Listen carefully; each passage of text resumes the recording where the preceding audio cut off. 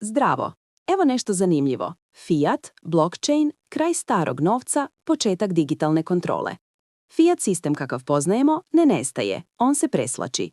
Papir, kartice i spori bankarski procesi ustupaju mjesto blockchain infrastrukturi, ali pravila igre ostaju ista za većinu ljudi. Brže transakcije ne znače automatski veću slobodu, niti digitalni novac znači kraj kontrole. Ovo nije priča o revoluciji preko noći, već o tihoj tranziciji u kojoj se stari sistem seli na nove šine. Pitanje nije da li dolazi Fiat blockchain, jer to se već dešava. Pravo pitanje je ko kontroliše tok, a ko ostaje samo korisnik interfejsa.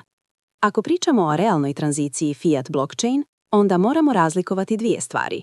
Šta će banke stvarno koristiti u pozadini, a šta će običan čovjek koristiti u praksi. To često nije ista stvar. Šta će najviše profitirati u tranziciji?